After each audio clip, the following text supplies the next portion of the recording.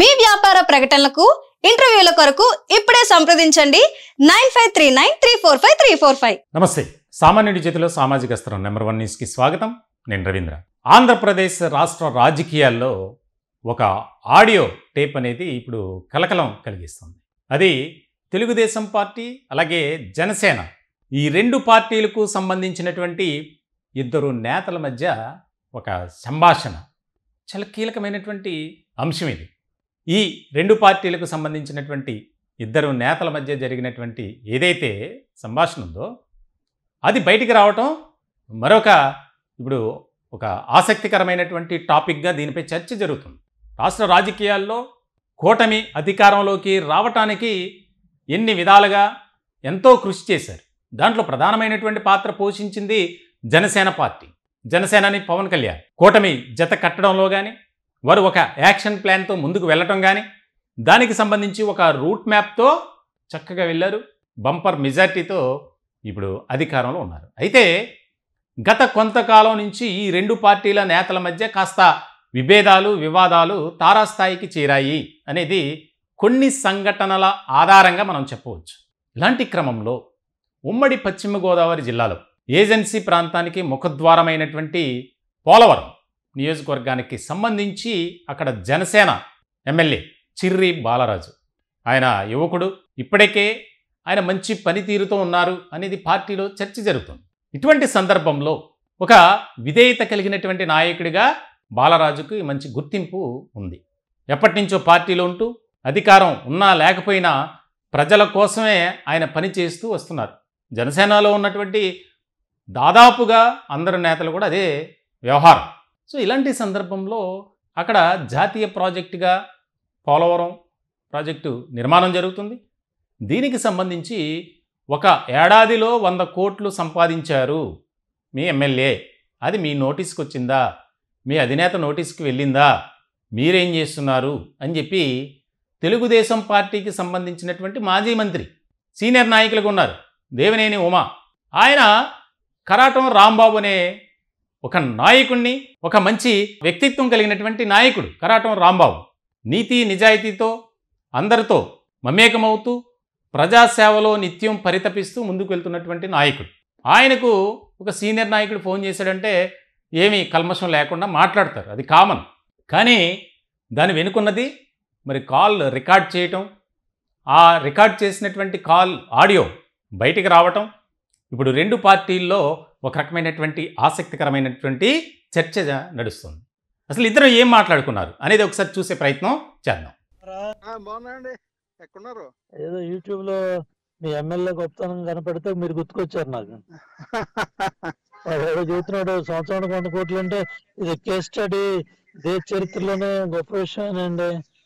అంటే ఇది మీరు అబ్జర్వ్ చేశారు లేదు, అసలు వ్యవస్థ మనం ఉన్నప్పుడు లేదండి. అలాగే ఇప్పుడు ఎమ్మెల్యేస్ రాంబాబు గారు కదా పెట్టింది, రాంబాబు అని అడిగాను. కాదండి, జనరల్ గా ఎవరి వ్యవస్థ బాగోలేదండి, ఇబ్బందిగానే ఉంది. కోసం పనిచేసిన వాళ్ళు కదా, మీరు సంపాదించుకోవాలంటే ఈ 10 కోట్లు 20 కోట్లు ఇల్లు కట్టుకోవాలి కదా అక్కడ. కాదండి, అసలు మాది ఉన్నదే మేము దానం చేసామండి. కళ్యాణ్ గారికి తెలిస్తే ఇవన్నీ ఏమోనండి, అది అది నాకు అర్థం అవట్లేదు. అడగట్లేదా ఏం జరుగుతుంది రాంబాబు గారని? ఇంకో కూడా ఫోన్ చేయలేదు నాకు ఇప్పటికి.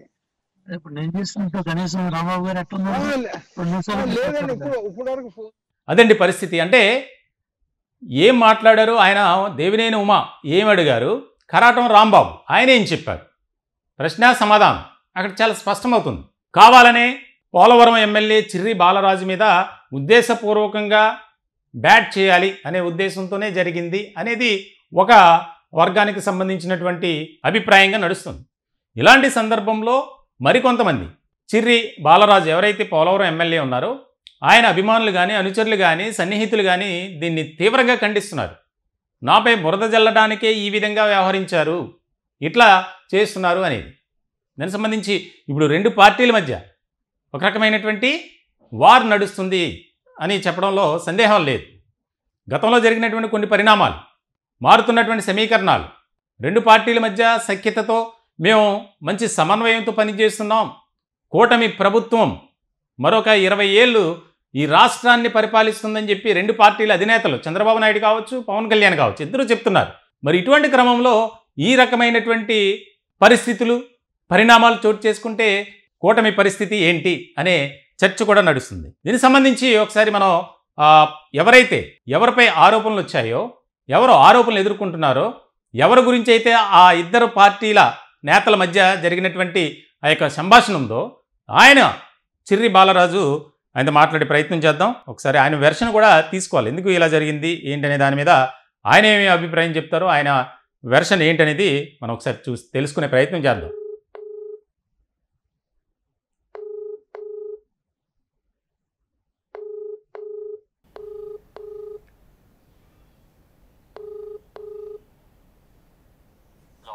హలో చెప్పండి సార్. నమస్తే.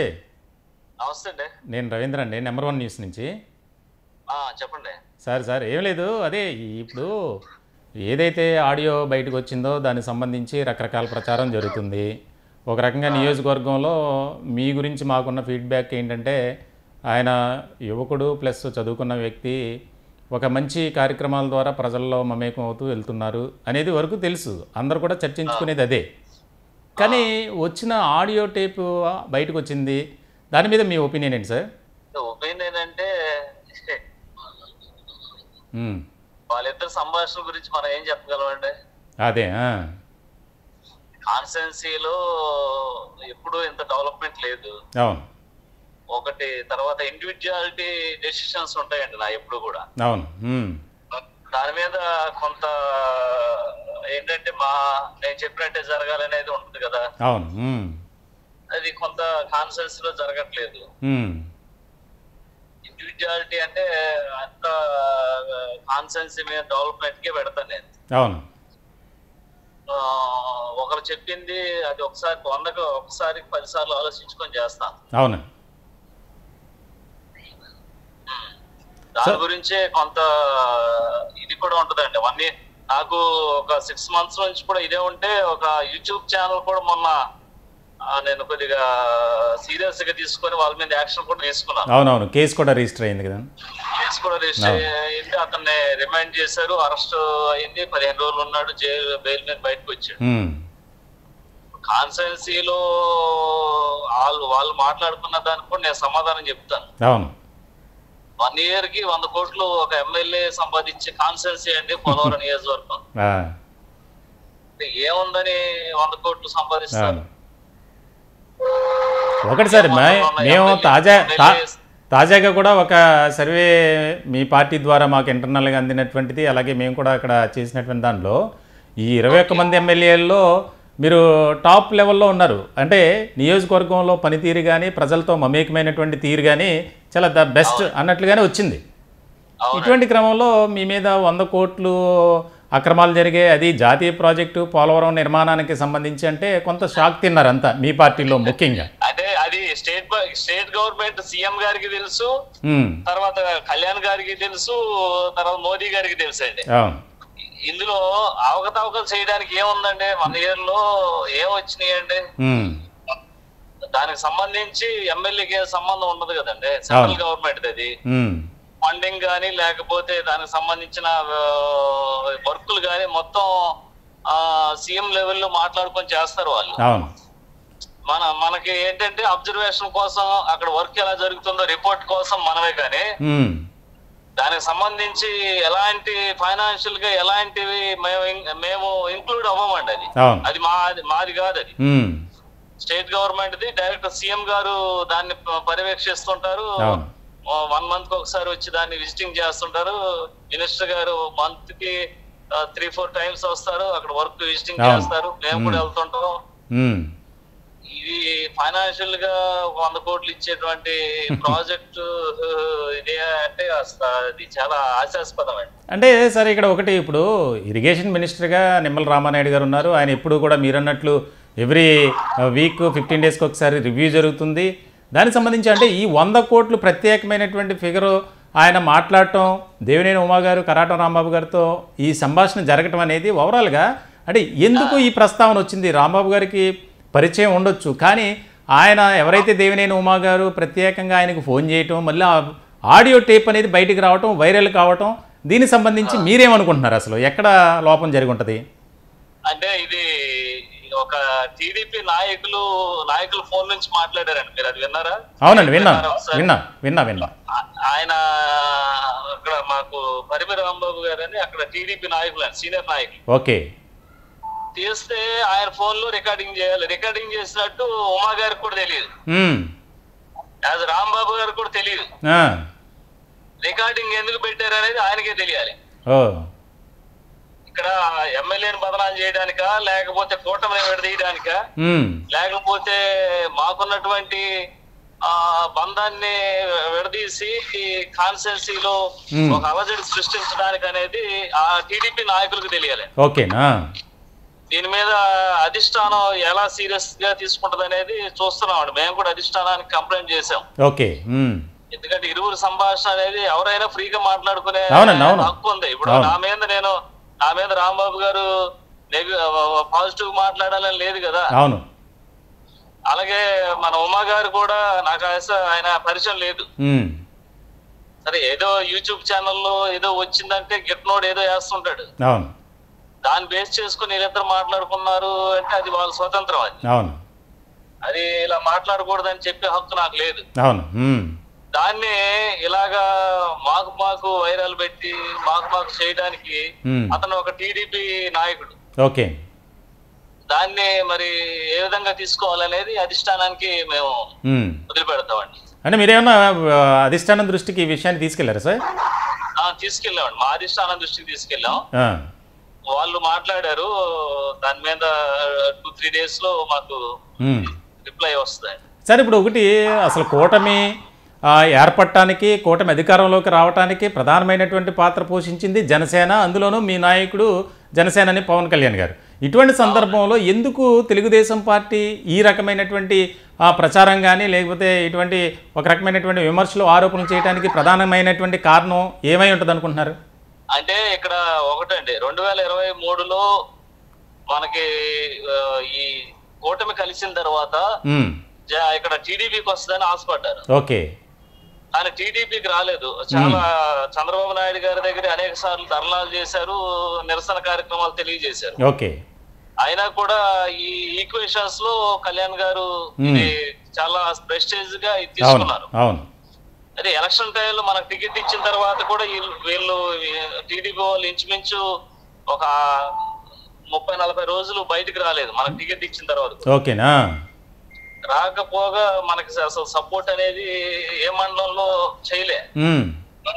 అయినప్పటికీ అక్కడ ఉన్నటువంటి ప్రజలందరూ కూడా చంద్రబాబు నాయుడు గారు, పవన్ కళ్యాణ్ గారు చూసి ఎట్టి పరిస్థితుల్లో మన కూటమి గెలవాలి, మన అభ్యర్థి ఎవరనేది మనకు అనవసరం, కానీ కూటమి గెలవాలనే ఒక ఆకాంక్షతో ఓట్లు వేశారు. చాలా చోట్ల మా కళ్యాణ్ గారికి, చంద్రబాబు నాయుడు గారికి అప్పుడు మేము రిపోర్ట్ చేసాం, ఇలాగ ఇష్యూస్ జరుగుతున్నాయి, మీరు ఖండించండి అంటే వాళ్ళని కూడా పిలిచి చెప్పినా కూడా పరిస్థితి మారలే. ఇప్పుడు ప్రజెంట్ బాహాటంగా మీరు అప్పుడు మాకు సపోర్ట్ చేయలేదు కనుక మీకు ఇప్పుడు కాన్స్టిట్యున్సీలు ఎవరైతే మనకి కొంతమంది సపోర్ట్ చేసిన నాయకుల్ని రోజు పక్కన పెట్టేసి వాళ్ళని కనీసం పార్టీ మీటింగులకు కానీ, లేకపోతే అక్కడ ఏదైనా కార్యక్రమం జరిగితే దానికి ఇన్విటేషన్ ఇవ్వటం కానీ ఏం చేయట్లే. వాళ్ళు ఏంటని అడిగితే మీరు నాకు 2023లో నాకు సపోర్ట్ చేయలేదు, నాకు ధర్నాకు రాలేదు కాబట్టి మీకు పదవులు ఇవ్వము, మిమ్మల్ని మీటింగ్లకు పిలవము అని బాహటంగా చెప్తున్నారు. ఓకే. ఈ చెప్పే క్రమంలో ఇప్పుడు వాళ్ళు ఎదగాలంటే ఇటు జనసేన పార్టీ ఎమ్మెల్యేగా మమ్మల్ని బ్యాట్ చేయాలి అంటే అందరని నేను మాట్లాడట్లే. ఓకే. ఓకే. ఇందులో ఉన్న కొంతమంది ఇప్పుడు బహిర్గంగా ఈ డిస్కషన్ సంబంధించి ఒక టీడీపీ నాయకుడు రికార్డింగ్ చేసి దీన్ని సాక్షి పేపర్ కి ఇచ్చాడంటే దీని అర్థం ఏంటండి? అంతే కదా. సాక్షి ఛానల్ కి ఒక యాంటీగా ఉన్నటువంటి సాక్షి ఛానల్ కి ఇచ్చి సపోర్ట్ చేయమన్నారంటే దాన్ని బట్టి అర్థం అవుతుంది కదా ఏ విధంగా మమ్మల్ని వీరు ఇట్లా వాళ్ళు ఓపెన్ గా మాట్లాడుకునేటువంటి సబ్జెక్ట్ ని రికార్డ్ చేసి వాళ్ళకి ఇచ్చారంటే అక్కడే తెలుస్తుంది అక్కడ ఏంటనేది. అవును సార్. ఇప్పుడు రెండు పార్టీల మధ్య ఒక రకమైనటువంటి మంచి వాతావరణం ఉంది, స్నేహపూర్వకమైనటువంటి సంబంధాలు కొనసాగుతున్నటువంటి తరుణంలో 2 పార్టీల అధినాయకులు కూడా చాలా స్పోర్టివ్గా తీసుకున్నారు. ఒక ఫ్రెండ్లీ అట్మాస్ఫియర్లో పాలిటిక్స్ అనేది జరుగుతున్నాయి.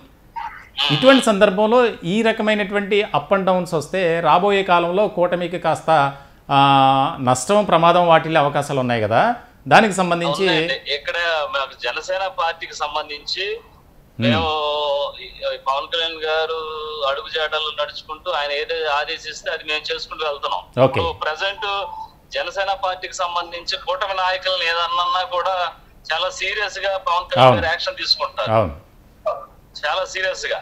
కానీ అదే యాక్షన్ అటు నుంచి కూడా మనకి ఉంటే బాగుంటుంది అనేది మా ఆలోచన.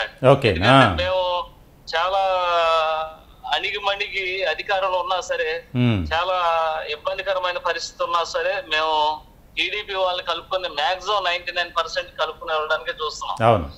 కానీ ఇక్కడ ఉన్నటువంటి పరిస్థితులు గ్రౌండ్ లెవెల్లో వేరేగా ఉన్నాయి. కనీసం 12 నెలలు అయింది, మండలాల్లో ఉన్న మెయిన్ లీడర్షిప్ వరకు మనకు టచ్ లోకి రాలేదండి. టీడీపీకి సంబంధించి చాలా మంది మాకేంటి అన్న విధానం కనిపిస్తుంది. అంటే 6 months నుంచి అసలు ఇది చాలా యూట్యూబ్ ఛానల్లో చాలా వైరల్స్ చాలా న్యూస్లు వచ్చినాయి. వీటి వెనకాల ఎవరున్నారనేది మనం ఇక్కడ మనం లైవ్ లో మాట్లాడుకోవడం కాదు, కానీ గ్రౌండ్ లెవెల్లో ఎవరిని అడిగినా చెప్తారు దీని వెనకాల ఎవరున్నదని. ఇది మేమైతే 99% పవన్ కళ్యాణ్ గారు చెప్పిన విధానంగా కూటమి నాయకత్వంలో ఆయన ఏం చెప్తే అది నడవడానికి మేము సిద్ధంగా ఉన్నాం. అలాగే ఆయన మాట ప్రకారంగా మేము ఎక్కడ కూడా కాంట్రవర్సీ లేకోకుండా టీడీపీ నాయకులకి సముచిత స్థానం ఇస్తూ అన్ని నియోజకవర్గాల్లో జనసేన పార్టీకి 20-30% గా సీట్లు ఇస్తుంటే 21 మంది ఎమ్మెల్యేలు ఉన్న చోట 50% టీడీపీకి ఇమ్మంటే 50% మేము పదవులు ఇస్తున్నాం వాళ్ళకి. ఎక్కడ కూడా రాజీ పడట్లే, ఎందుకంటే పవన్ కళ్యాణ్ గారి యొక్క ఆదేశానుసారంగా మేము నడుచుకోవడానికి సిద్ధంగా ఉన్నాం. ఆయనతో 10 సంవత్సరాలు బట్టి ప్రయాణం చేస్తున్నాం. మేము ఎక్కడ కూడా కూటమిని విడదీసేటువంటి కార్యక్రమం ఎక్కడ చేయట్లేదు. 99% మేము కలుపుని వెళ్దామని చూస్తున్నాం. కానీ అటు నుంచి కూడా అదే ఆ విధానం ఉంటే ఖచ్చితంగా ఇదే కూటమి ఇంకొక 25 సంవత్సరాల పాటు ప్రయాణం ఉంటుందని మేము చాలా గట్టిగా నమ్ముతున్నాం. బాలరాజు గారు, ఇప్పుడు ఈ ఆడియో బయటకు వచ్చిన తర్వాత మీరు కరాటం రాంబాబు గారు మీ ఆ ప్రాంతంలో సీనియర్ నాయకులుగా ఉన్నారు, ఏజెన్సీ టైగర్గా ఆయనకు ఒక మంచి పేరు ఉంది. ఇటువంటి సందర్భంలో ఆయన మీరు ఏమన్నా కాంటాక్ట్ అవ్వడం జరిగిందా, లేకపోతే అటువైపు నుంచి మిమ్మల్ని ఏమన్నా దీనికి సంబంధించి ఏంటి ఎలా జరిగింది అనేది ఒక సందర్భం ఏమైనా వచ్చిందా సార్? లేదండి, నేనైతే టేక్ ఇట్ ఈజీ తీసుకున్నాను. ఎందుకంటే ఒకరి ఒపీనియన్ మాట్లాడుకునేదాన్ని నేను ఎందుకు ఇలా మాట్లాడారని చెప్పడానికి నేను సరిపోను. ఆయనకి ఆ విధానంగా మాట్లాడాలనిపించింది, మాట్లాడారు. దానికి నేను ఏమి చెప్పడానికి కూడా సరిపోను. ఎందుకంటే వాళ్ళు యాజ్ పర్ సీనియర్ లీడర్స్ మాట్లాడారు, నేనేం కాంట్రవర్సీ చేయదలుచుకోలేదండి. అదే అయితే ఓవరాల్గా ఈ వ్యవహారంపై మీ అధిష్టానానికి అయితే మీరు చెప్పదలుచుకున్నారు. అవునండి, అవును. ఓకే బాలరాజు గారు, థ్యాంక్ యూ సార్ మీ యొక్క వాల్యుబుల్ సజెషన్ ఇచ్చినందుకు. Thank you. మొత్తానికైతే ఇప్పుడు మనం మాట్లాడినటువంటి వ్యక్తి పోలవరం నియోజకవర్గంలో జనసేన నుంచి ఆయన విజయం సాధించినటువంటి వ్యక్తి. పోలవరం నియోజకవర్గం అంటే గిరిజన ప్రాంతాలు, ఎక్కువ గిరిజన గ్రామాలు. అక్కడ ఉన్నటువంటి పరిస్థితులు వేరు. అక్కడ ఉన్నటువంటి గతంలో 2019 నుంచి 2024 వరకు అక్కడ వైఎస్ఆర్సీపీ అధికారంలో ఉంది. పోలవరం ఎమ్మెల్యేగా తెల్లం బాలరాజు, ఇప్పుడు జనసేన నుంచి చిర్రి బాలరాజు. ఆ ప్రాంతం అభివృద్ధి కనుక ఒక్కసారి మనం పరిశీలిస్తే, బేరీజ్ వేస్తే చాలా మంచిగా డెవలప్ చేశారు. ఆయన ఒక ఉన్నత విద్యను అభ్యసించినటువంటి వ్యక్తిగా, అలాగే ఉన్నత విలువలు, ఒక నీతి నిజాయితీ కలిగినటువంటి వ్యక్తిగా వెళ్తున్నారు. అక్కడ ఎవరిని అడిగినా నియోజకవర్గంలో చెప్తుంటారు రోడ్ల పరిస్థితి కానీ ఇప్పుడున్నటువంటి ఎలా ఉంది డెవలప్మెంట్ యాక్టివిటీస్ అనేది. సో ఇలాంటి సందర్భంలో ఆయన మాట్లాడుతూ ఎట్లాగైనా సరే మా మధ్య ఉన్నటువంటి ఒక రకమైనటువంటి వాతావరణాన్ని డిస్టర్బ్ చేయాలని కొంతమంది ప్రయత్నాలు చేస్తున్నారు. అది ఎందుకు జరుగుతుందో నాకు అర్థం కావట్లేదు. నేను చాలా టేక్ ఇట్ ఈజీగా తీసుకుంటా. ఎందుకనంటే నేను తప్పు చేయనప్పుడు నేను భయపడాల్సినటువంటి అవసరం లేదు. ఒక ప్రాజెక్టు గురించి, అది జాతీయ ప్రాజెక్టు, దానికి సంబంధించినటువంటి వ్యవహారాలన్నీ ముఖ్యమంత్రి గారు లేదా ఇరిగేషన్ మినిస్టర్ చూసుకుంటారు. అక్కడ స్థానిక ఎమ్మెల్యేగా 100 కోట్లు సంపాదించారు అంటే పోలవరం నియోజకవర్గంలో, అది కూడా గిరిజనగా నియోజకవర్గం అయినటువంటి ఆ ప్రాంతంలో 100 కోట్లు సంపాదించేటువంటి పరిస్థితి ఉంటుందా అనేది ఆయన చెప్తున్నారు. మొత్తానికి అయితే కొంత ఆవేదన వ్యక్తం చేస్తున్నారు. ఎందుకు ఇలా జరుగుతుంది? మేము అన్ని విషయాల్లో అందరినీ కలుపుకొని వెళ్తున్నాం. తెలుగుదేశం పార్టీ నాయకుల్ని కూటమి మా అధినాయకుడు చెప్పినట్లు 15-20 ఏళ్ల పాటు మేము ప్రభుత్వంలో ఉండాలని మేము ఉన్నాం కూటమిలో భాగంగా. కానీ మరి ఎందుకు ఇలా జరుగుతుంది అనేది అర్థం కావట్లేదు. నేను అధిష్టానం దృష్టికి తీసుకెళ్తున్నాను. దానికి సంబంధించి నా అధిష్టానం ఏది చెప్తే, మా నాయకుడు పవన్ కళ్యాణ్ ఏది ఆదేశిస్తే అది చేయడానికి మేమంతా సిద్ధంగా ఉన్నాం. ఇటువంటి వీటికి నేనేం భయపడేది లేదు అనేది పోలవరం నియోజకవర్గానికి సంబంధించినటువంటి ఎమ్మెల్యే చిర్రి బాలరాజు చెప్తున్నటువంటి మాట. నిజంగా ఏదైతే మీరు మొదట్లో విన్నారో ఆడియో, ఆ ఆడియోలో ఉన్నటువంటి సారాంశం ఏదైతే ఉందో, పోలవరం ఎమ్మెల్యే చిర్రి బాలరాజు జనసేన పార్టీకి సంబంధించినటువంటి వ్యక్తి, ఆయన 100 కోట్లు సంపాదించారు అని మీకు అనిపిస్తే, లేదా ఎందుకు ఇలా జరుగుతుంది మీ అభిప్రాయాన్ని కామెంట్ రూపంలో మీరు తెలియజేయవచ్చు. దయచేసి మా ఛానల్ని సబ్స్క్రైబ్ చేసుకోండి. Thank you.